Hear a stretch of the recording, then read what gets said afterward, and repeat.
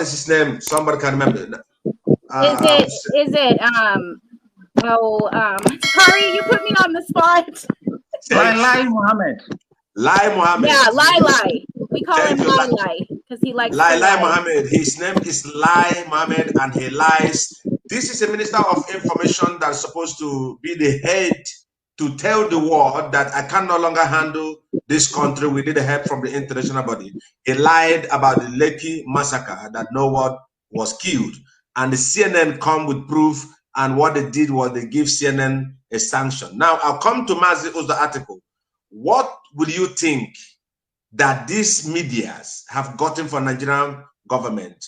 Do you think they eat, the Fulani gave them the cow meat and they can no longer talk? Can you say something about that, Mazuzo?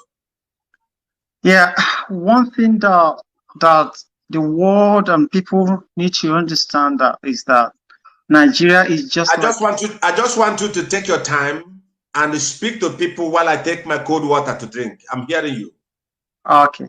Nigeria is just a franchise.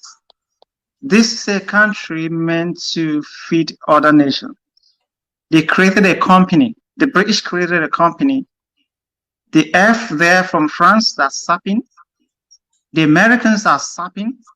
This is a country that got a lot of oil in Biafra land, and they forced them together in Nigeria. So all the country you see, all this Western country you see, they got something, one thing or the other in that country, that enclave called Nigeria. So what the Fulanis are doing, the Fulanis got no brain. Don't get me wrong. I school with them. I know them. They got nothing upstairs. That's their nature. They are nomadic. You know what? All the things that they do there is being ultrasound by the British. British just tell them what to do. They all bribe the whole media, and thank Elohim for this phone, because technology is advancing. This is not like the 60s when they massacre everything and they sweep it under the carpet. So people are now on social media. You watch out what it's so pathetic that Mike Zuckerberg is a Jewish, but he's been bribed. Watch out, since when he went to Nigeria, everything changed. He keep blocking people. You see how every time he gives me 60 days ban. I challenged him. He sent personal text message to me. So I'm being blunt. Look at BBC. BBC invited me as someone that can speak Igbo. These are evil. They chatted me privately, and they told me, oh yeah, they want to project me, you know, to see someone like coming from the other side that can speak Igbo fluently. They went to my profile. They saw Biafra. I never heard from them again. You know what? Once you say the truth about Biafra, you're being shut out. Remember what happened to Channels TV when they killed the consul? They killed the consul and they lied against the consul. They went to the consul where he was sleeping and they murdered the consul. This is a first-degree murder. You know what they did? They sabotaged. They framed up everything. They don't want the. This is what they just give the Nigerian media and the whole world. Even the BBC saying that they killed the terrorist. Now, the Channel TV now spoke to the spokesperson of IPOL. He said the truth. You know what happened? They sanctioned channels. Even channels that are so afraid to say the truth. If you watch out all their interview, they cut you short once you want to say the truth. This is what is happening, and nobody want to stand up and say the truth for once. You know what I want to tell people?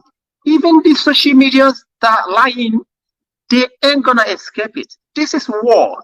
Garbage in, garbage out. This is life. The world we live is so spherical. If something bad is happening to your brother, man, if you don't speak up, it's gonna come back to you. Look at what is happening in the whole world.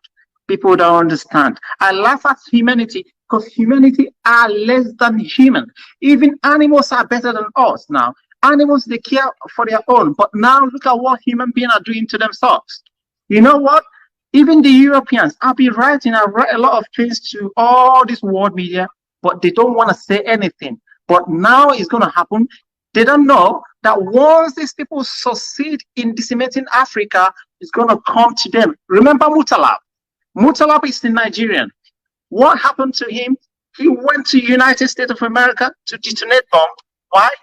Assuming the United Nations spoke against the evil and stopped the thing there, it wouldn't be spreading. This is spreading over the world, because if you refuse to say the truth, the falsehood is going to be on your face. All of us are not free. I want to tell the Westerners, you are just trying to get all these earthly things you're gaining. How long are you going to live in this world? You're getting these things from Biafra land, wealth, money, and you paint them black. Listen, it's going to come to each and every one. Nobody is safe in this world. Now we see COVID. Some people don't understand when Patricia is saying something about this COVID thing and this injection. They are making us to be like mobile.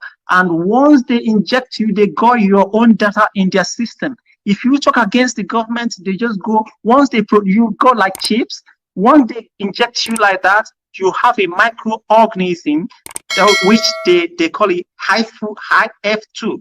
This is highly technology. They inject you and you're already in the system. If they want to eliminate you, they just, you know how they do virus? You see what's happening in the US, how they hack this US system. Now they're suffering from the virus. They hack the US website. This is what they do. They will hack your system, then you have migraine headache, you die. They don't want anybody that will challenge them. This war is full of evil, and it's because of you and me keeping quiet. That's why it keeps spreading. It's for us to stand up and say the truth. I hear people say, oh, you don't want to talk about religion, they don't want to talk about race. Listen, the problem in this world is mostly religion. I'll leave this thing now here. I'll drop this. I want everybody to have this in the back of their mind. Write it down. All Muslims, they all are not terrorists, but all terrorists are Muslims. Ask me why. You answer that. Shalom. Shalom. I will like us to take just 2 minutes or 1 minute, just 5-second break. Then I will be coming back with the article. Get prepared. I will be showing one video, and we are going to a call of what happened on the 4th to 6th January 1967. Then from there, we will begin to pull up some hot points on that particular point. Bear with me while you can take your coffee, take your drink for some minutes, then we'll come back again. My name is Mazi, ladies and gentlemen. I am a servant of the indigenous people of Biafra, and my leader is Mazi Nnamdi Kanu, the only incorruptible leader in the land of Biafra. We are here not to fight people. If you are an enemy, you are welcome, but we are here for the disintegration of Nigeria, because our people have been killed. We want to be free. Thank you. Wake up from your sleeping. Wake up from your slumber.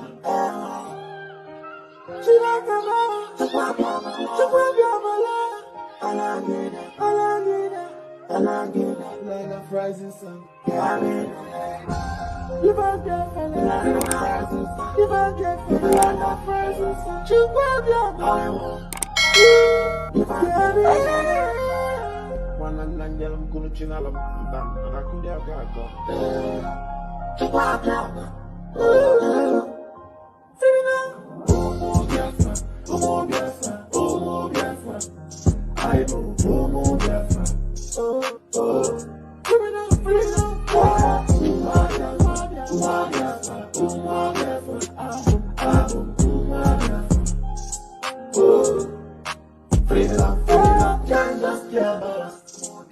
Why them killing us? The judge just killed us. Can't be done. Why you killing us? Why you killing us? Why you fighting us? Why you bombing us?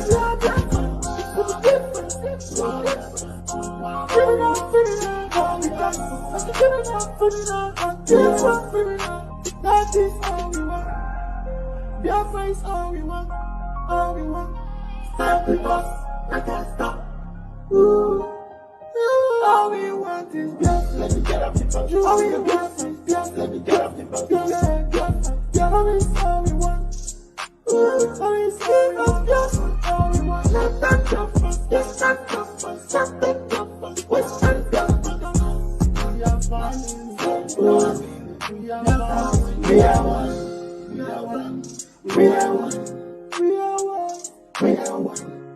are family, one family. Yes, I'm yes, I'm we are one family, one family.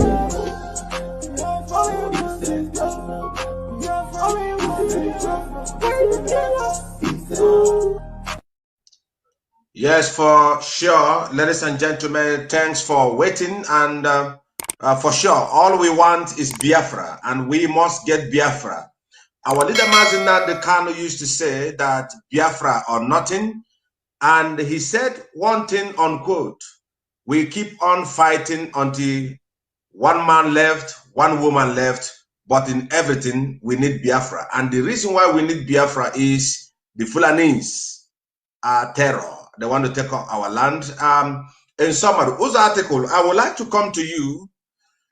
There is this Aburi Accord, and which is not an alien story to you.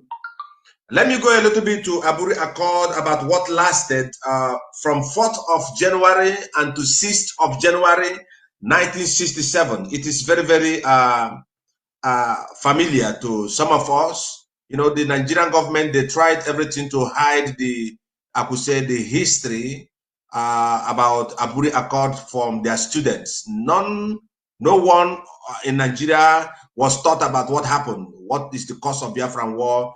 Even Patricia here can also give a report about Biafra when she was little, how she gave her little doll to the Biafran children. I will come to you, Patricia, for that very beautiful story. Now, Uzo article, in Aburi Accord, can you please give a reference on what caused the breakdown, why it didn't work, and why Aburi Accord didn't work? From there, we can now swing into the hot points of it. Thank you. You know, the Accord is so show the bravery of the Biafrans, because Ojukwu, late Ojukwu, Dim Odumewu Emeka Ojukwu, he foresaw what we are seeing today. So he, you know, people don't know a prophet. They think it's only when you have a church that you're a prophet. Like Nnamdi kanu. People don't understand. They don't understand. So what happened there, that Ojukwu saw what's happening and saw what's about to happen, and he had to call the Gowon. They went to Ghana and they had a meeting. What Ojukwu wrote there was autonomy, was restructuring, like to restructure Nigeria, because he noticed that these people are so different. They have, there's nothing in common with them and the Biafrans. I'm not, Timothy, I'm not trying to cut you off. Can you tell us one of the main agenda of that meeting in Ghana? One of the main agenda. So Patricia here, she can understand why the meeting in Ghana was held, why Aburi Accord, and what brought, I could say, the downfall of Aburi Accord. And also, I want you to go deeper, give a reference of what happened in Aburi Accord and what is happening now, if there is any difference. So thank you. We are listening. Yeah, you would have just calmed down. That's thank you. All right, please go on. Sorry. I'm Mark the Bakashla last Aposh. Igbo na tomoto, so I have to come down. Yeah, Hakof last second match. And what actually Ojukwu was trying to do there, Ojukwu was restructuring so that people will go in, like govern their people in their own region. So that was what they agreed on, and he explained that a little to Gowon.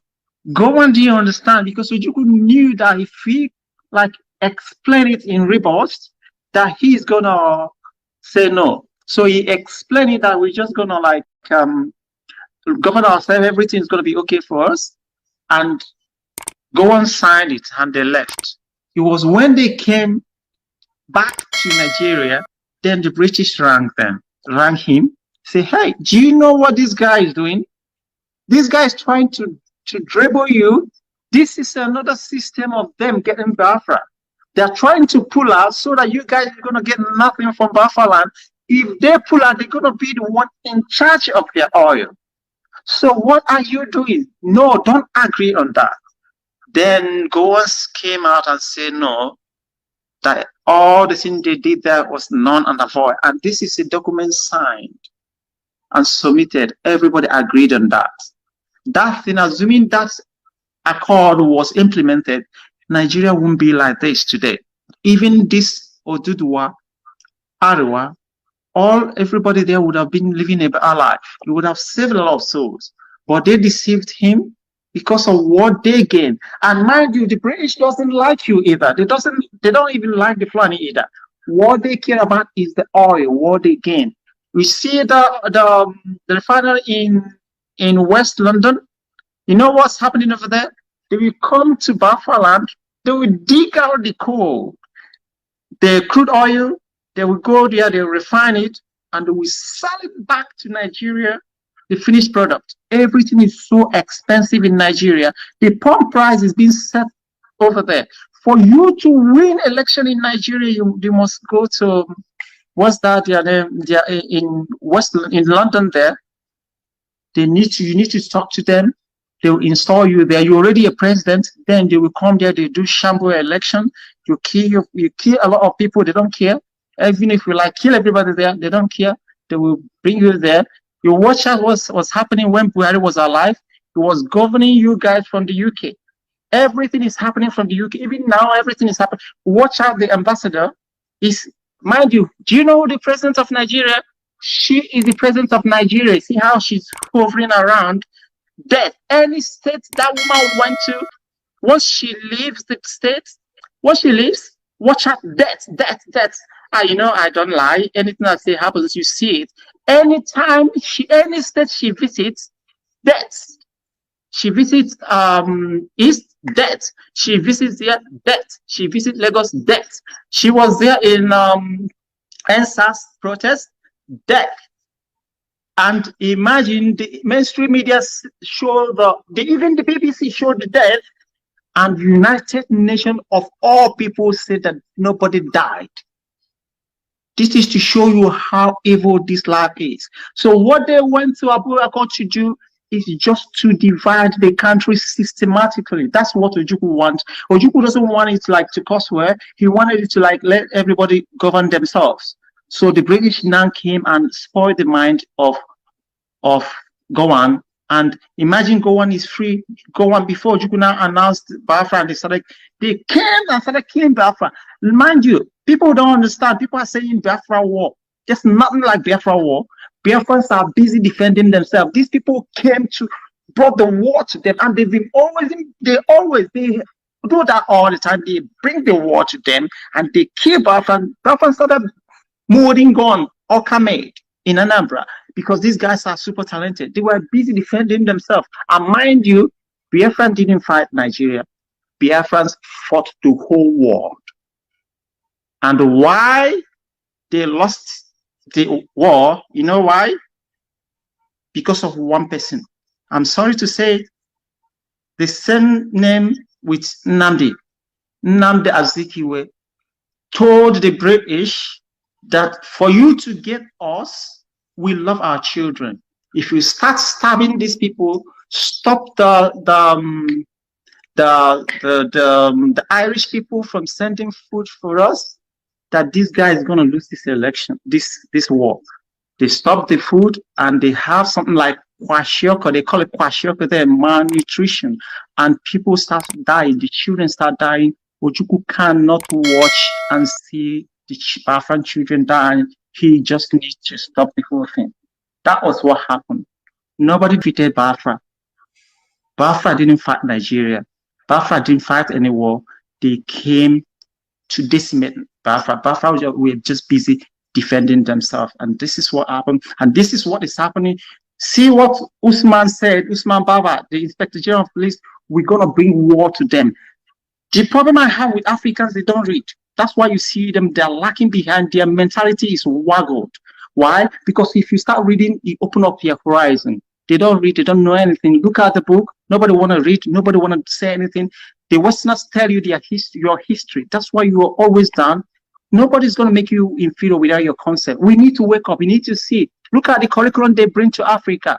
They're telling you who created River Niger, your own river, Mongo Park. And this is what they're teaching people. You are in uni, and they tell you this is what you write in the exam.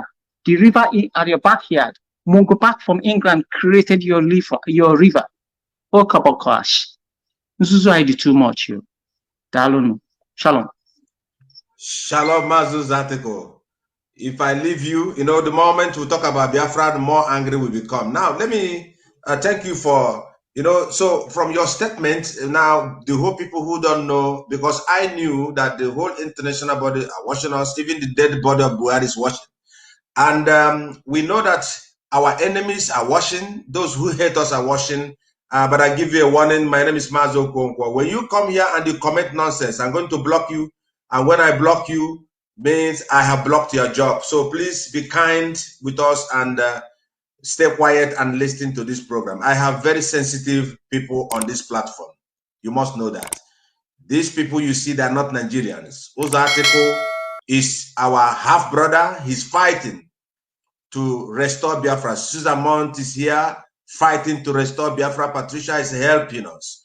Last time she succeeded in writing a letter to the court in the Netherlands when I explained to her what is really happening. So we must be able to pull the international community in what we are doing. She did a lot of jobs. So Patricia, I want to thank you for that movement and may God bless you.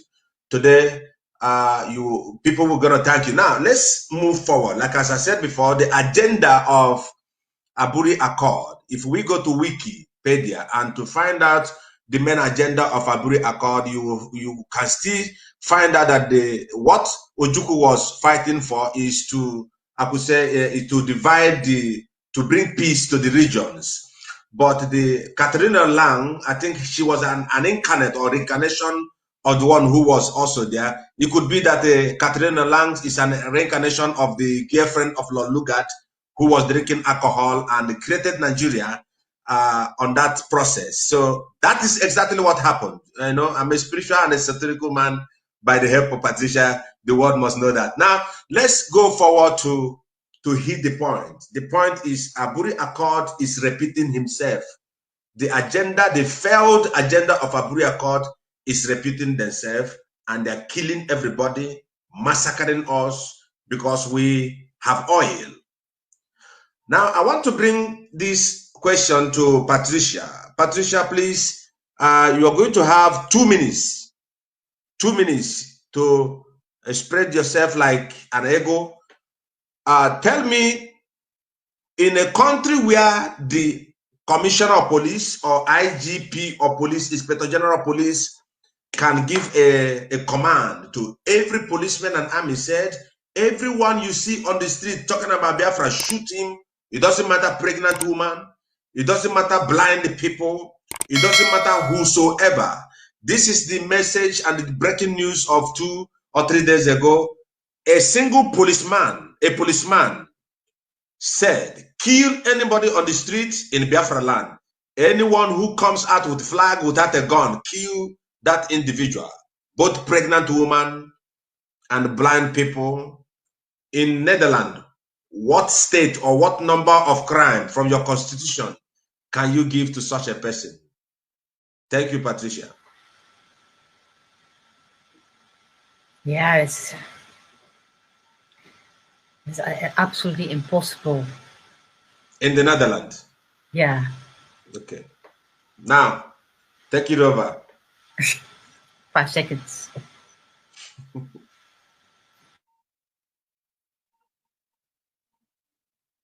I think she was muted.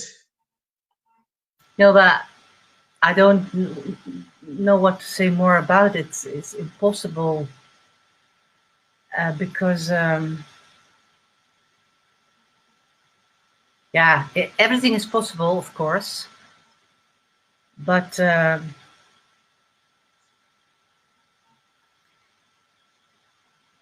yeah, I think it's about the inner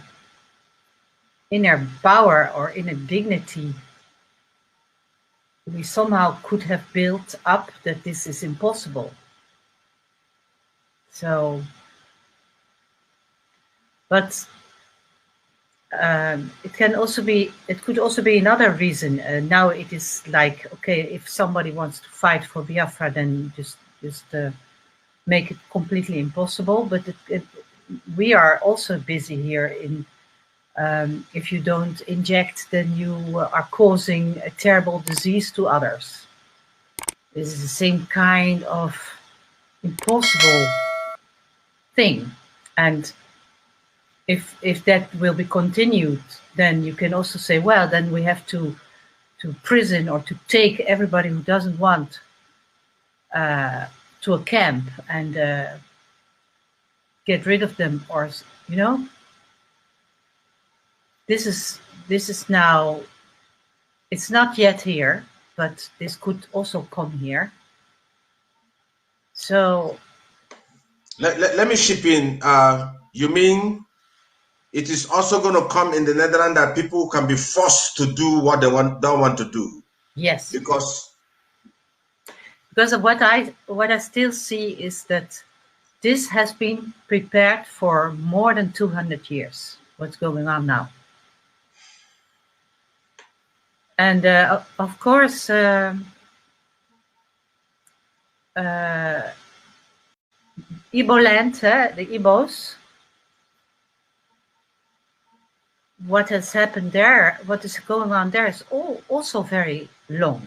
Since 1800, they're already busy to fight there. And there was not yet oil at that moment. Then was by palm oil or trades, other kinds of trades or whatever. So they have always been fighting, and there was slave trade. So a lot of trauma, always used as products, not as human beings. And this is also inside you could say the cheese, the chi, the chi, toch? Is a Igbo word for soul, toch? Chi? Chi, God, yeah. Chi. So the trauma, you could say, has paralyzed, can paralyze you, and so that you accept that your standard is too low. That's why I said in the Netherlands it's not possible, because we have this high standard and they know it, so they have to play the game very clever. But they do the same kind of thing, but they do it on a clever way. But when you have this high standard of being a human and having the right to be treated as a human being, whatever color or belief or whatever, and then still you can want something with your people, but you have to educate them and to motivate them and so that they come to that point. But this is simply a continuation of being used as a product. And yeah, I still don't agree also with this terror thing, because we had in 1910, this is also not in the history books because they own the history books, they can write in it whatever they want, but there was this Stalinism and Leninism, and they also used, you could say now as the Fulanese, they used their people who had a weak position, and they gathered them together as Bolsheviks, communists, and they killed more than 60 million Russians between 1910 and 1950, 1960. So it has nothing to do with religion, or it is the power which is already there for a long time. Certain people who have a very narrow connection with you could say the devil, or the parasite, we call him the parasite, who wants to steal the evolution for themselves and own it. NWO, you know, New World Order. You know that word? When you turn it on, because they're always busy with its turning, there's a technique. Then you have own. NWO is own.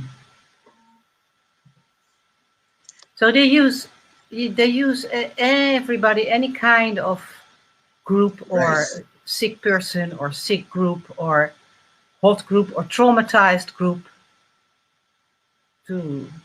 That's why we should not fall into the trap of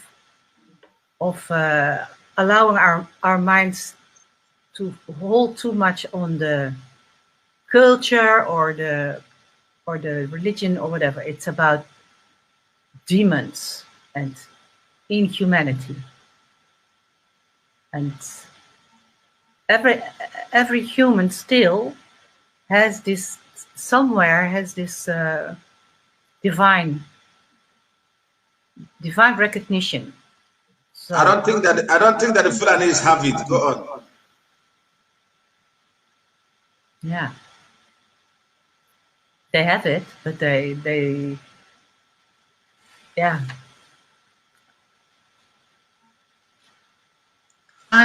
Can I chip something about religion? Let me come. Also, come on. Can you say something about that? Yeah, I just want the world to know that nobody's against anybody's religion. Correct. But I just want the world to know that religion is just a tool that they use to control mindset.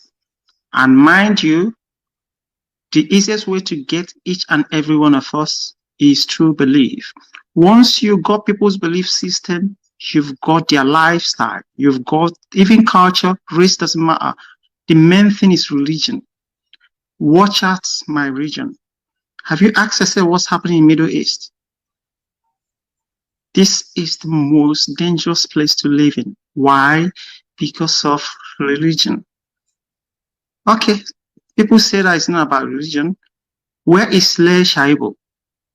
Do you remember they released others? They are Muslims. They kept her. Why? Because she refused to renounce her faith. What is happening in Nigeria is pure Islamization. They're trying to Islamize the whole country. These are Muslims trying to dig the Quran inside Atlantic Ocean. They are gonna kill you all. This is Islamic terrorists are coming to invade the whole world. They've taken over London. And they're coming. They are coming to US. They're coming to all Europe. These are the people they get married to 6. It's not because they love children. They want to dominate the world. These are Islamic jihad coming. Makud, let the world open their eyes. They don't want to say the truth. This is Timothy Sochukwu Israel. I am bound for this. When I go, you're going to remember this face forever. Nobody in this world. These are memoirs. What I see now, it takes memoirs 10 years to see it.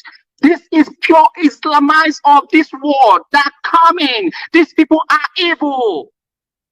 If you don't say the truth or you beat about people or they don't want to hurt people, Bakash, some of my cousins, they're in Palestine. I love them and they know the truth. This is pure Islamization. We need to call a spade a spade. It's coming to us. They're going to behead you. If you don't believe in Muslims, they tell you, believe in Muhammad, they leave you. See what's happening in Nigeria? Once you reject your faith, they leave you. If you say you believe in Christ, they chop off your head. My phone is filled up. They sent me the thing. It's happening in the Middle East. And you see it happening in London. Pure Islamization. Shalom. Shalom. Thank you I want to thank Patricia also for her contribution. Now, we have to know that what is going on I'm coming to Cesar Mount, that what is going on in Nigeria is absolutely what we call sacrilege. Sacrilege is defying the spirit or the spirit of man or God. It doesn't matter what it is. In Nigeria, a policeman who is just an IGP or police without fear, took authority by himself, not even the president, commanded, said, go out the street, kill anybody that you want to kill, shoot women and children. The international body cannot do anything. And I put it like this: if the international body cannot put that man down and bring him to Den Haag, means we want the release of Chastello, the president of Liberia.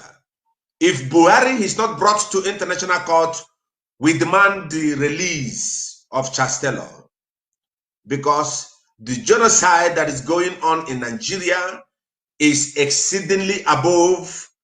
In fact, every day, deliberately, hundreds of people are being killed in the street because of amalgamation. And before then, I want to pull one video. Then I will come to Susan Mount, and then we will now come, and I can open the line. Maybe 2 or 3 people can give us a call. Now, let's watch this thing. No. When you take the history of Nigeria, from the very beginning, when we were amalgamated, to the very beginning we became a nation, we got it altogether wrong. You bring in people of different culture, different beliefs, different socialization, different milieu, different outlooks, merge them together by force to form a nation. Only the initial builders of Nigeria had a clear vision and a mission, devoid of any sentiment. Soon thereafter, it became clear that it was a wrong union. It was a union that was not properly negotiated. We could have remained a great country if we had isolated our own identities, peculiarities, culture, while contributing to build a nation just like America. But we ended up having people from one generation, one set of leaders to another, everybody coming with a vision and a mission, and destroying the previous ones he made, even if they are good, because they are put in place by an imaginary enemy. Secondly, we have a nation where we celebrate criminals. It is only in Nigeria that somebody will clearly steal and loot hugely from the public treasury. And then after some times, you see him receiving national honors. You see him being given chieftaincy titles. You see him being called king, prince, or an emir. That is an indicator that we are yet to be there. We also form a nation. Only the initial builders of Nigeria had a clear vision and a mission, devoid of any sentiment. Soon thereafter, it became clear that it was a wrong union. It was a union that was not properly negotiated. We could have remained a great country if we had isolated our own identities, peculiarities, culture, while contributing to build a nation just like America. But we ended up having people from one generation, one set of leaders to another, everybody coming with a vision and a mission, and destroying the previous ones he made, even if they are good, because they are put in place by an imaginary enemy. Secondly, we have a nation where we celebrate criminals. It is only in Nigeria that somebody will clearly steal and loot hugely from the public treasury. And then after some times, you see him receiving national honors. Now, I allow this to be played so that, Susan, I would like you to open another page of discussion on this. What is going on in Nigeria? Not only looting the money, oppressing the poor, killing the innocents that want to say, no, the governors have received the money, but our roads are not being built. And from there, we'll have to go why the agitation starts. Not Aburi Accord, but why are we agitating? I will come to you on that. But now, based on what these men have said, Susan, he said that they brought different kind of people with different kind of animals and amalgamated together. What can you say? Is it a company or a country from your own perception? Well, that's a great segue for what I wanted to say regarding the Aburi Accords. So the reason we're coming on here is because we want to educate people. In Europe, We want to educate people in the US, international community, why Biafrans are fighting in the first place. Correct. Let me tell you, since the beginning of, I want to say since slavery. Let's start with slavery, because that gentleman in that clip said it's, if you understand the history of Nigeria, in order to understand why Biafrans are fighting, you need to understand the history. So let's start with slavery.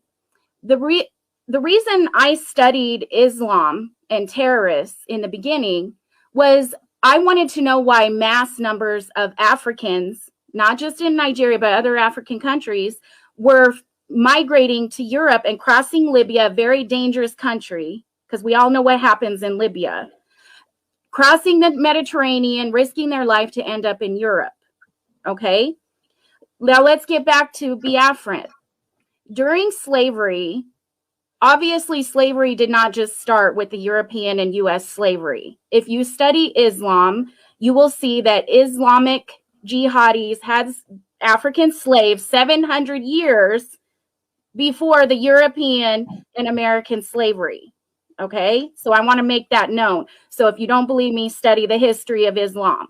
Okay, because in their hadiths, Muhammad himself stated, it describes Muhammad's life, and he had black slaves. Literally, it's black and white in the hadiths. So anyway, during slavery, the Biafrans were fighting people even in slavery. You know, one of the ports where the Europeans and the Americans captured or got slaves was in Calabar, right? So the Biafran people had to fight that. Now let's go to when Britain came in with Lord Lugard. Okay, the Hausa tribe was already colonized by the Fulanis. Okay, so the British got the Fulanis on their side. Okay, they were easy to colonize. So then eventually they saw that there was interest down in the southern region of what is now Nigeria, but before it wasn't Nigeria. So then Lugard started with the Yorubas, which is another Southwest tribe that lives in Nigeria. So the Oduduwas. So the Yorubans, they kind of put up a little questioning, but they still was won over by Lugard and decided to go with the UK. Now, what was left was the southeast part, which is Biafra land. Okay, when Lugard came to Biafra land, the Biafrans put up the biggest fight. The UK did not. Lord Lugard did not like that. Okay, the UK did not like that the Biafrans put up the biggest fight. And I believe since I've studied it, it started there. You know what I mean? So Lord Lugard, he's like, wow, these Biafran people are really tough characters. You know what I mean? They do not want us in here. And, you know, how can you blame the Biafran people? You know, they saw right through Lord Lugard from the beginning. Okay, so basically, Biafrans were back then kind of like overpowered into the country of Nigeria, because that's when Lord Lugard amalgamated everything and used other tactics besides trying to get them on board peacefully. He basically used force. Okay, so let's fast forward to the Aburi Accords. Okay, before the Aburi Accords, you need to notice that when people from the South were in power, the North didn't like it. Okay, correct. So, you know, or the people in the Southeast Biafra land, they knew, like you said, they knew what was coming, because obviously when you have an ideology of Sharia law versus an ideology of democracy, they don't mix. Because if you have somebody that believes in Sharia law, they're going to always put Sharia law over democracy. So Biafrans believe in democracy. The Northern Islamic people, they believe in Sharia law. You can't mix the two. Because one thing that I've learned about Islam is it's more than a religion. It's a political thing. It's a very much political thing. So obviously before the Aburi Accords, there was so much headbutting between democracy and Sharia, and there was the two coups. Okay. So that's when Ojukwu was like, you know, we can't keep doing this. We got to, if you all want to keep Nigeria together, we have to separate and restructure and be over our own selves. Okay, because Biafrans didn't want to lose their democracy either, you know, and it's not fair. You know, why can one people say, well, I believe in Sharia law and I'm going to overtake these people because they believe in democracy and vice versa. Okay, but you didn't see Biafrans going to the north and invading them and trying to throw forced democracy on the north. Okay, so the Aburi Accords, Ojukwu and Gowon met in Ghana to agree and sign this restructuring. And it happened.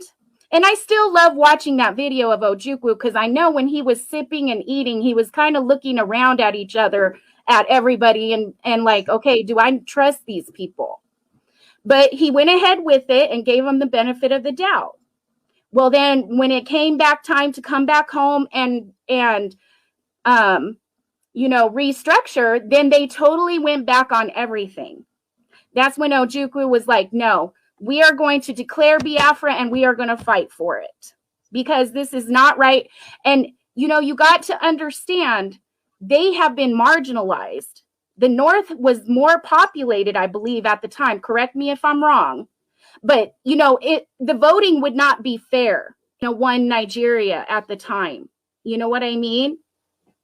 So Ojukwu was like, no, this is not fair. We need to fight for our lives because he knew democracy was going to be taken away. And that's how the Igbos grew up. They invented democracy. Even before America had democracy, the Biafran people had democracy. That's how they lived their life in freedom. And I don't know about you, but if I ever get my freedom taken away, I'm going to fight for mine too, tooth and nail, like we say in America. But anyways, so in order to understand this fight that Biafrans have, you have to understand the history.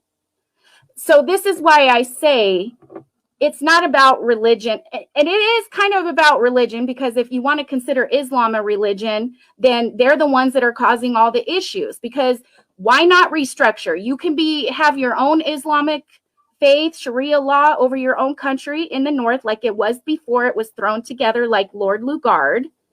And the other people can be free to live how they want to live. And even the Oduduwas had a kind of a more democratic society. You know what I mean? They got along fine before Nigeria was put together.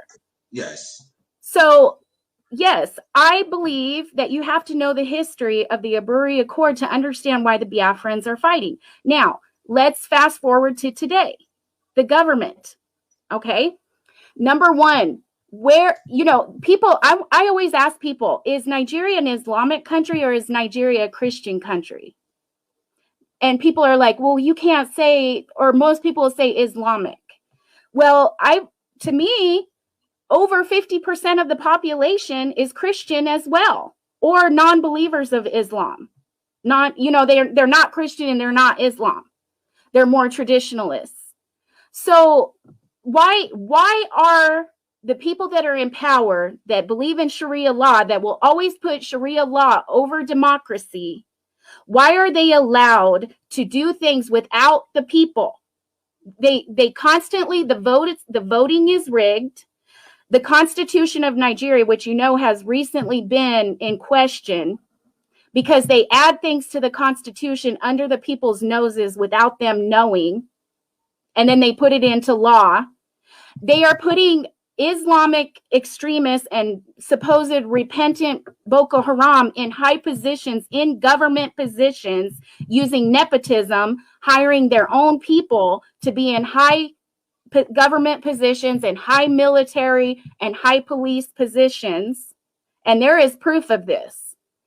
And they're repenting terrorists and sending them under cover of uniform and Nigerian government and military to slaughter people, to slaughter and get rid of democracy and people.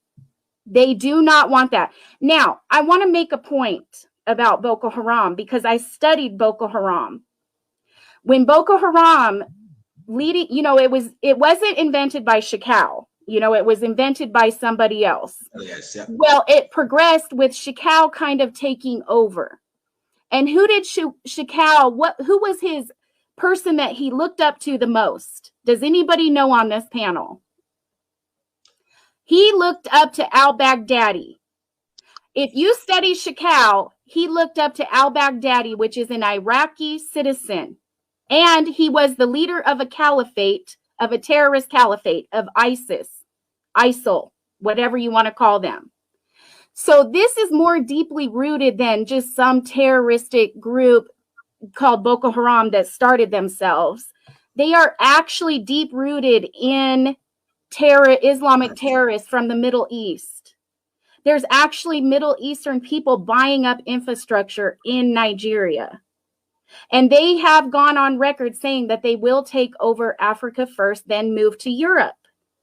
So anyways, and you can go and study this if you don't believe me, because everything I say, I back up with evidence. I don't mind. Yeah, Susan, can you please say something about the book? Because you got the book.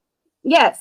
If you want to know the history of Biafra and why they fight, the Buri Accords, what was going on in Nigeria since the beginning with the Biafrans, you can get this book. And so that's why I'm in the process of reading the book, because I've studied it a little, but I still think I need a little bit more. But getting back to the Nigerian government, like I said before, what better way to take and to do a jihad and take a country over? Because if you study the history of Africa as a whole, slowly through time, jihadis have taken over northern, western, known as the Sahel of Africa, and now northern Nigeria, and they're kind of trickling down. So today, the government, I'm telling you, this is a jihad. That's why I say the government of Nigeria has been hijacked by terrorists. And Lord Lugard, when you guys were talking about Catriona Lang, you thought she was coming back as Lord Lugard. I totally agree with that, because she's doing the exact same things Lord Lugard did. She's using the Fulanis as puppets, and she loves them just like Lord Lugard did. And then the Oduduwa, or not the Oduduwas, the Yorubans, Oduduwas, same diff, whatever. They're kind of accepting it like they did back in Lord Lugard's time. And you got the Biafrans back in Lugard's time fighting against it. Correct. It's just a repeat of history over and over again. Circulating, yeah. So the Biafran people need to be let go. Because just like you want to be fair for the Muslims, you need to be fair for the people that love freedom. And that's what I'm saying. That's why I don't bring religion or color into this. I believe we were put on this planet to live free, to choose how we want to live and who we want to believe in. You know, I consider the one and only God of Abraham, Isaac, and Jacob. And I know he's real. He's proved himself to me. But I don't want to make this about religion. It's about humanity. Because as a Christian woman, I believe in human beings. I don't believe in killing and slaughtering and forcing my religion on people. I believe in people living freely and choosing for themselves who they want to believe in and what they want to do in life. And this is why I'm against the Nigerian government for what they're doing, because not everybody believes in that ideology. And that's what I have to say. And they're slaughtering people. It's a silent slaughter. And it's not just the Southeast Biafrans. They're going after Oduduwas as well, which are Yorubans, which are now seeing the light of what's going on. And I hate to tell the terrorists, they can't use this cover anymore, that they're a sovereign nation. They hijacked the sovereign nation of Nigeria. They hijacked it. It's not free no more. If you look at the emblem on the military, their emblem that they use, it has Arabic writing on it. So, you know, all the people in the north that believe in Islam, do you think they started there believing in Islam? No. There was Middle Eastern Islamists that came way back in time and put it there, just like Christianity. When Christianity came, it's way back in time, we put it there. You know what I mean? It's up to the people. That's why I believe in freedom. That's why I say people should unify and put freedom first. Correct. It doesn't matter what color you are, what religion you are, what you believe in. If you are a free people, a free, good people that just want to live your life, prosper, take care of your children, go to church. I don't care. Go wherever you want to go. It's about being free. You unify and keep your freedom. And, you know, I hate this when people constantly say, well, America this, Europe this. Yes, I agree. There's a dark history, but we need to also hold accountable what happened 700 years prior to that dark history. Thank you. That's still going on today in Northern Africa, by the way, in Libya. Thank you. Wow. Thank you, Susan. The whole world, we are being educated.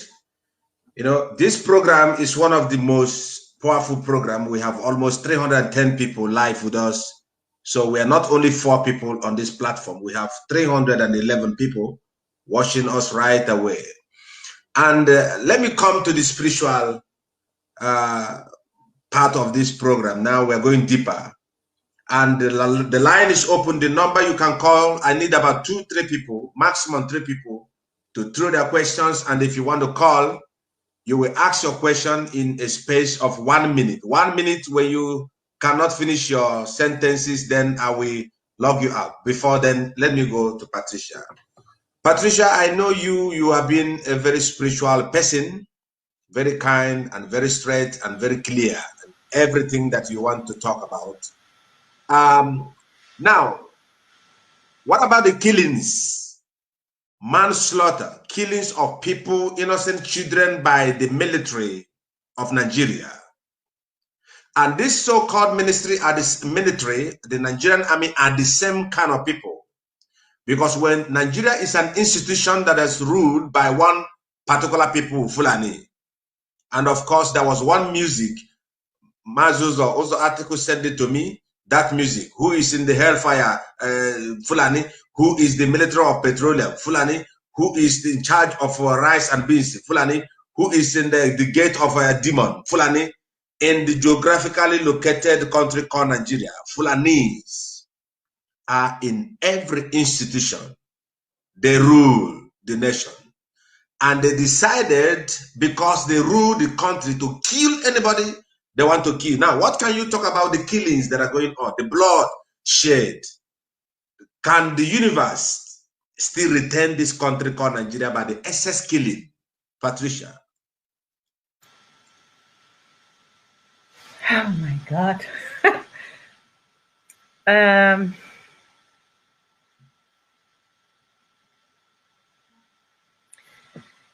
Yeah, you have to pardon me a little bit because I talk out of my perspective, and I don't want to offend nobody. But go on. You can offend only the Fulanis. Right on. We're hearing you. Take time. Take your water, drink, then come. Yeah. Yes. But I'm also always busy with what will work. You know, becoming angry and so it doesn't work because you get in that vibration of action reaction, you know. Correct. That's why I'm always busy with how can you overcome that. But that doesn't mean that I don't acknowledge the horror and the facts of what is going on of these people.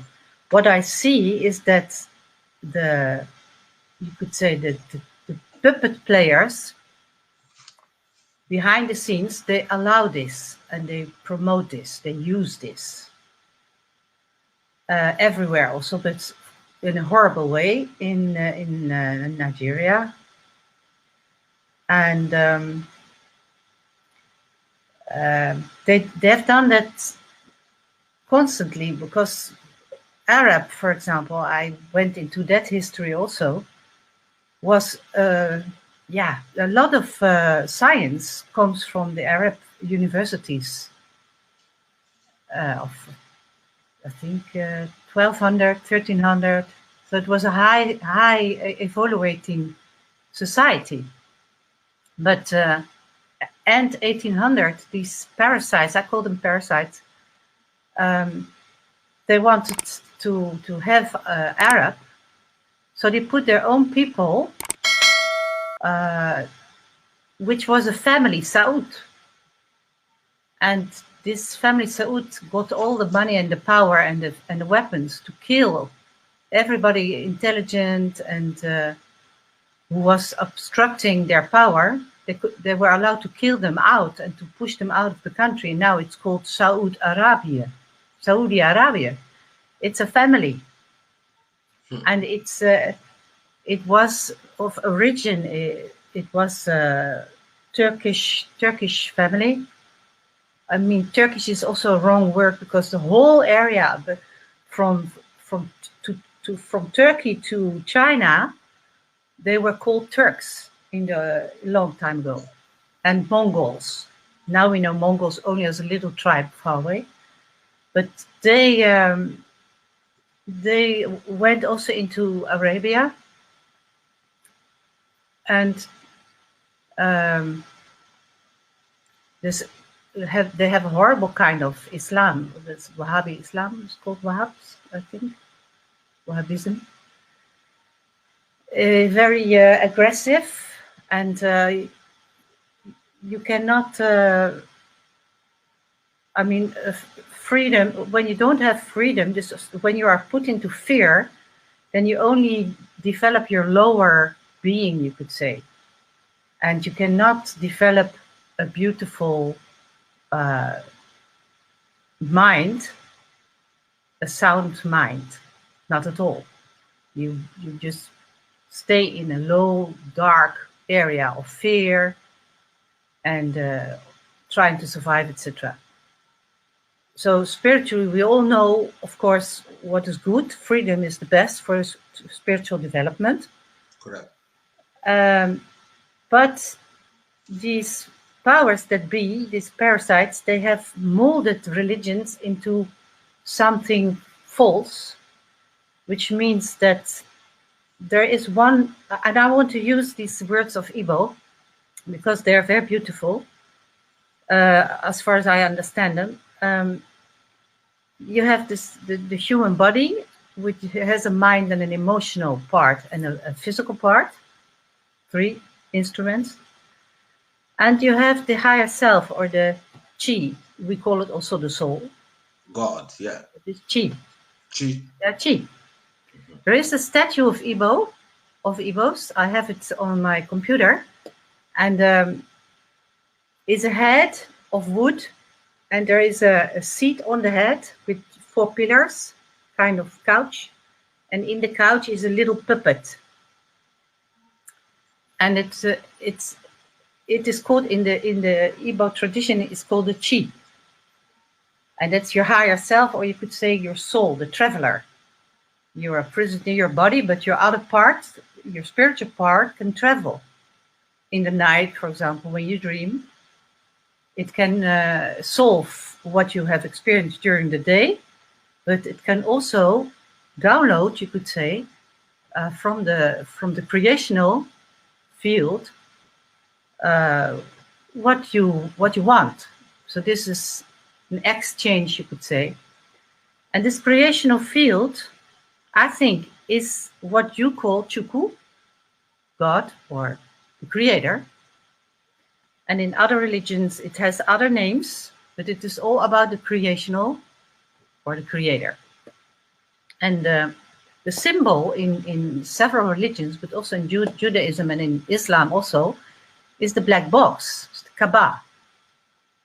And now, as you can see, those data boxes, there are also black boxes who have their huge buildings who keep all the data of our smart transactions.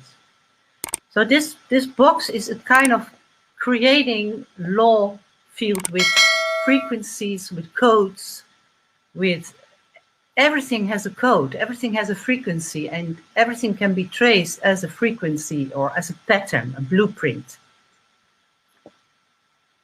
But the one of that, the instance which helps you to go to overcome fear and fear of death, and also to overcome egocentrism or the obsession of self, is an instance which is more higher than the creative field, and that's in your language it's Odina.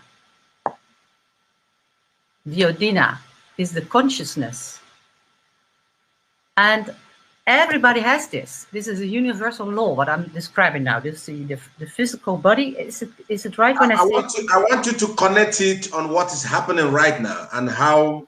Yeah. Yeah. Okay. Because the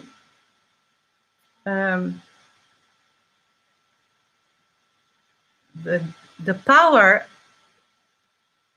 is in this connection between those four instances we just said: Mbari, Chi, Chukwu, and Odina.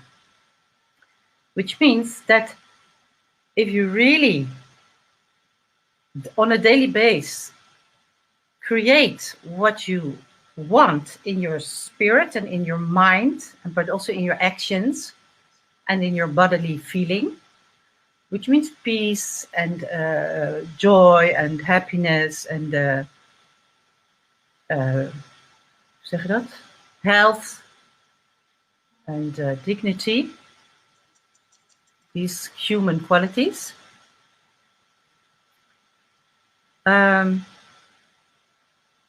Then that has an enormous power. So you mean this is let me come. You mean this is the only way where we can focus as Biafrans to come out of Fulani terror? Not the only way, but this is a very important part. Okay. Because what I told already, to go back to our Shi, you mean? Yeah, the Igbo land, as I said before, is already a long time in trauma, because there was also slavery, and I can imagine all those people who were taken out of their families and out of their tribes, and they were just gone, and it causes a lot of wounds, a lot of trauma, and also it weakens a country. If all people with qualities or strong people or healthy people are taken out, then as a people you become weakened. And that does something with the chi. The chi is also used to trauma, used to be a victim, used to be so very, very, you could say, tuned into fear, you could say. And that's a bad thing always. That's always a bad thing, because that creates a kind of weakness. Correct. To the people. Which is felt by the enemy. The enemy feels like, oh. So instead of again reacting on these attacks, and again becoming aggressive or angry and in fear, it is really a challenge, spiritual challenge, to say, okay, fear is from the body, is normal, but I have to activate my chi in my human dignity or my human qualities, and I have to activate my chi in connection with Chukwu, so that Chukwu is going to provide what you as Igbos need. Thank you, Patricia. Is going to activate. So horizontally and physically you are in fear, because it's very fearful what's happening. Yeah. Very fearful, very normal. But at the same time, that's horizontally, but at the same time vertically, you really have to work on, and these programs are very healthy for that also, to work on the human connection and the healing also of the Igbo people, and the beauty of the Igbo people, because they have a certain power. Okay, let me come. I'm not trying to take you out from your response, but in the midst of the enemies, like we used to say Biafra is our religion, like our leader Mazi Nnamdi Kanu is our leader. He used to say that Biafra is our religion, and of course we know our Shi, which is our God, means our antenna to connection. Yes. We have no problem with our God, and we have been people, we believe in atonement through this our Shi, which you just described now. But on that same place where we are meditating. I will still come to Susan Mount for about the churches. You know, we are going, but by then we take break. Now, Patricia, we want to worship our sheep, but the amalgamated Fulanese from Sahel, who are not the indigenous people, our religion. If you have listened to what Caesar Mount said here, these people does not have the same agenda. It is not about religion. They are for one particular agenda, which also primarily you just interwoved by your comments.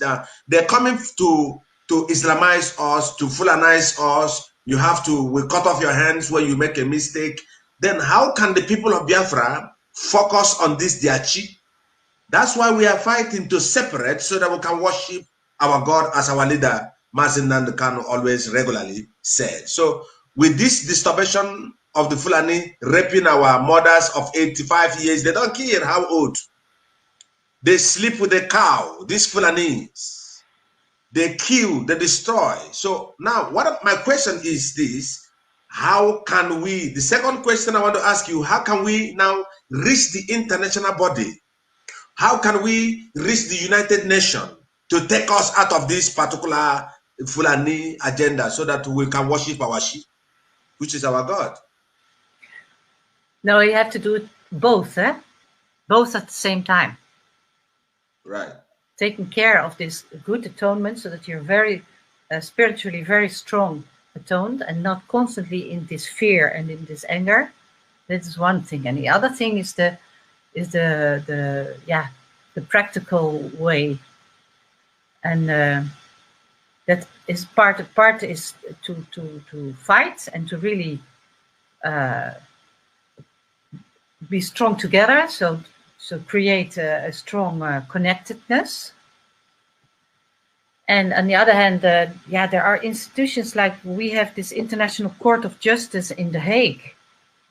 And I just looked into it, and this case is not visible anyway. I cannot see it pending or brought in. You mean you looked into The Hague and the Biafran case is not on the table? No, the genocide of Buhari. Buhari is allowing this to happen. This should be in the Court of Justice of the International Court. But it's not there. You couldn't find it. I couldn't find it. Okay, Susan has something to say. I mailed them also about it, but they didn't reply. Okay, now Susan has something to say about it. Susan, can you say something about that before we can take a call from callers? Yes, and what I'm about to say might be controversial, but I'm going to say it anyway.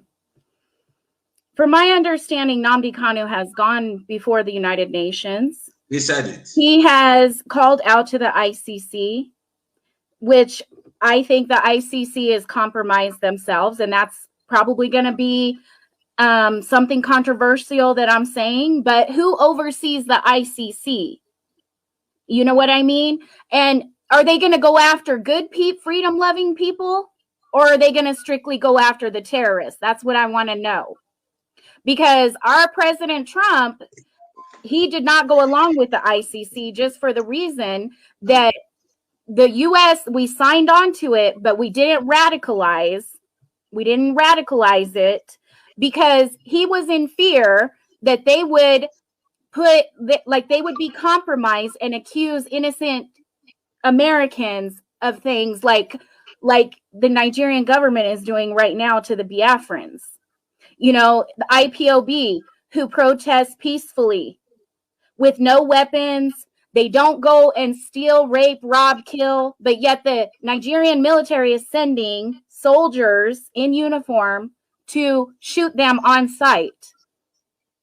So to me, the ICC has already been contacted. They're not doing anything. The UN has already been contacted. They're not doing anything. The European Union has already been contacted. They're not doing anything. UK is right.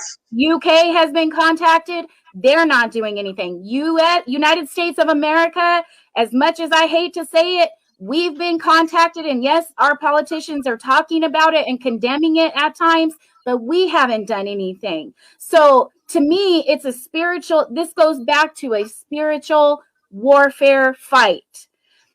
I believe that God Almighty is going to have the people of Biafra fight their own fight for freedom. And it might be controversial what I'm saying, but I just see what's going on. I'm seeing the facts around the world. The ICC hasn't done anything. You know why? Because a lot of the African leaders, when the ICC started condemning some things in Africa, a lot of the African leaders were like, you've got more cases open in Africa than you do anywhere else in the world. So now the ICC is kowtowing to that. And before you continue, I have a caller on the line, and I want the caller to give us what he or she wants. Then, caller, please, you have only but 1 minute and don't exceed 1 minute. Please, your name and where you are. My name is Mazi of Snokoko. Welcome to the program. Yeah, my name is Mazi, calling all the way from Hungary this moment. I greet everybody in the house and everybody in the program. I love every one of you because I have been moved and been like it's just like I'm dead in physical, but I'm not dead in the spirit. My sister from Holland and my beloved, lovely sister and my fellow wisdom brother Mazi Austin. There's one thing I want to state here and now. Very simple, and let other people can talk. There is nobody in that program, and there is nobody living on the surface of this earth that doesn't know the truth. If we are waiting for something to happen, it's not going to happen. We all know the truth. We all know the truth. This program today is one of the biggest programs we have put out. Because this word is a word of wisdom and is a word of spiritualism. My brother, we all know the truth. But what I am placing here today, what are we going to do for this whole thing to take it? We can do everything we want to do, say everything we want to say. But what is the move are we going to make? Let's say, for example, for the past 60 years in that nation, have you asked yourself why there is no electricity in that nation? You talk about the president of Liberia being in Holland, in prison. How many white men is in prison in Africa? How many of the leaders who took our money to Switzerland, took our money to America, took our money to Dubai, how many of them are in the prison now? The poor masses are dying today, and we are still calling the name of God. My brother, if your house is dirty, God is not going to clean your house for you. It's our responsibility to take care of the truth. The truth is for us to take action. My brother, let me just tell you, I am ready to die. I am not afraid to die. What I am telling you, in every part of Europe, there is no part of Europe you go and visit today, you don't see your brother in the prison. Why is your brother in the prison? In Libya, in Hungary, in Germany, in every part of Europe, Biafra people are in the prison because of what? Looking for daily bread. Why God has blessed us. So we have to take the responsibility, means that we have to take the bull by the horn. What is our plan? Mazi Nnamdi have done his own part. But what is our responsibility now to take this Janjaweed out? What is the Janjaweed? The leaders of the Igbo people, which are the governors. What is our responsibility? We all know the truth. We can agitate from that in next year. You see, let me just tell you the revolution I got this afternoon. You see, after this thing, after the Fulani people have buried all their supreme so-called Janjaweed, you see, I live with them. I live with Hausa people in the north. I live with Fulani people in the north. You see, after they bury these people, look from that in next week, they will put the heat in the east. I live with these people. They don't think it's like a proper human being. That's why the British people are using them. Let me leave other people to come in. Thank you, Mazi. Let's do the right meat. Let's don't pamper anyone anymore again. Shalom, shalom. Shalom, Mazi. Shalom. God bless you. Now, Susan and Patricia, he pulled out a question. Mazi Chigozie from Hungary, he said, since Patricia said she has looked into the archives of the history, even in the ICC of Den Haag, she couldn't find a petition Now, it seems like something is going on somewhere. Yep. And yes, and I remember one of our leader, Mazi Nnamdi, on one of his broadcasts, he said that he sent a letter. And when we talk about, Chigozie said here, why I pick another call, Chigozie said, what are we going to do since people are not responding? Let me pick another call. Caller, your name and where you are. Welcome to Mazo Concourse program. So your question, man. Caller, you have just 1 minute, please. Do not exceed. Your name and where you are. God bless you. Yeah, hello, good evening. Good evening, Mazi. My name is Kevin, calling from Biafra. Right on, sir. All right. I want to appreciate and thank you for what you're doing, and also appreciate Susan because she is a good person. She has carrying this program. She's trying to,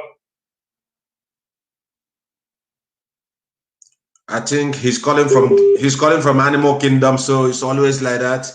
When you are calling from the zoo, you always get distorted your phone. This is Nigeria network for you. So let's move on. So I think Timothy will soon join us. Maybe he went to do something. Now, Chigozie, let's put the question of Chigozie, Patricia and Susan. Chigozie said, since all these things have been done, and when you listen from his comment, I feel what he felt. Mm-hmm. We have done everything to stop the killing, raping of our sisters and our mothers. You know, one of the things is this, the problem that in Nigeria is a minor problem, cow problem, and who is going to take over. I think he called back again. Let me pick for the final time. Caller, are you the same person? Welcome to this program. Your name and where you are. So my brother, Mazi Okonkwo, with you all. I'm calling from Nairobi. Welcome. I am Mr. Chibueze.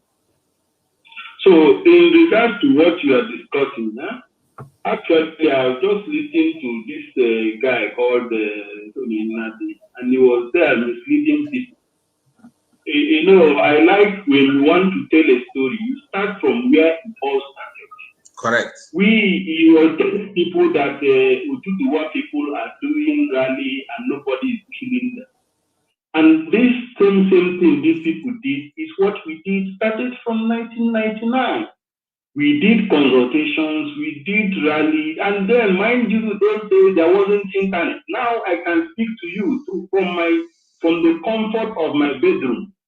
Then there wasn't anything like WhatsApp, internet, or whatever. The only way you can sensitize people around you is by doing rally. And mind you, most of us that are living today, we will never have the opportunity to have history in our schools. But today, most of these jobs have been done by IPOB. They have tried to sensitize people, teach us our history, tell us one of the two or four things that we don't know. So let people be guided. Let people be guided. If United Nations and all these people doesn't know, why did Britain give us asylum the other day? So let people be guided. We have lawyers who have been doing all these jobs. Okay, why haven't Nigeria been able to convict any IPOB member up to now? So let people be guided. I saw him misleading people that the IPOB is making people to die, this, that. We started this struggle more than 20 years ago without even a stick. But they killed so many people. They killed so many people, which is very wrong, and nobody is talking about that. So let me just stop here. I just want to correct some in the people who are watching you, so that when you get across that rubbish that Nnamdi is trying to put in place, that if we just started our agitation today. Correct. That Yoruba people are doing their own, nobody is killing them, we are doing our own, and they are killing us, that we should be going from office to office. No! That is not the way. We started this thing way back. So that thing they are doing now, we did it and they killed us. So let it be clear, these people hate the people. They hate us with passion. That is true. Thank you. Thank you, Mazi. Thank you for that wonderful contribution to the Nnamdi and his constitution members. I don't think we can get anything by constitution. Welcome back, Timothy. Now let's go back to the first question. Wait, Thank you, my brother, for that. I want to respond. Was that Okay, gentleman? respond. Was that gentleman saying? What was he saying? What was his question? The last caller, you mean? Yes.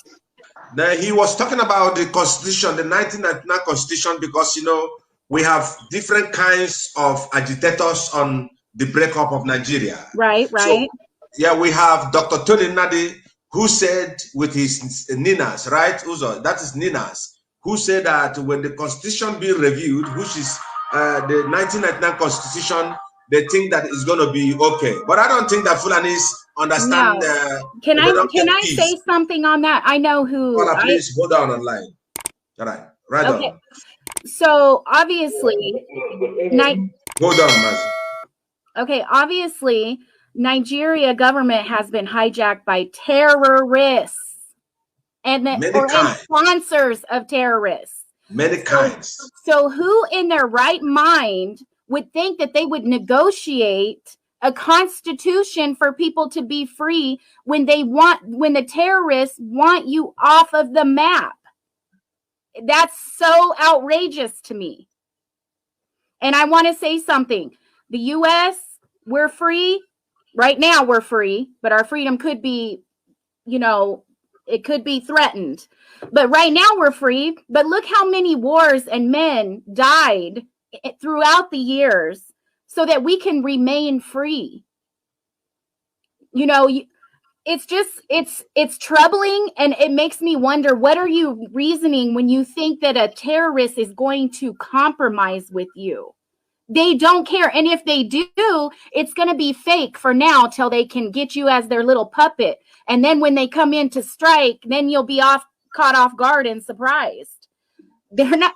Do you honestly think they are going to negotiate?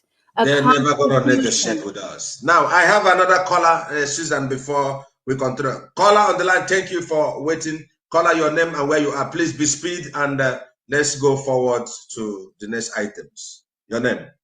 All right. Good evening from the Biafra. My name is Kevin. Welcome, Kevin. All right. First of all, let me appreciate Susan. I personally thank her for her good work she is doing for Biafran people to make sure that Biafra restore in truth and in spirit. I want to appreciate her for her good work upon Biafra. I pray that everyone will bless her abundantly. She will never lack, because she's a woman with a heart of good. This night, I pray that Biafra will be restored in truth and spirit in our own time. I want to thank again you people, God, for the protect and guide their good works. Sure. Most importantly, I thank them for her good work. Let God continue to bless her. In Jesus' name I pray. Amen. Good night. Thank you, Mazi, for that prayer. Susan, they has prayed for us. Amen. Thank you. Pray for you, pray for Patricia, and I hope our Chi, which is our God, we anoint that prayer. Then I think Mazi Uzo shipping something because we're waiting.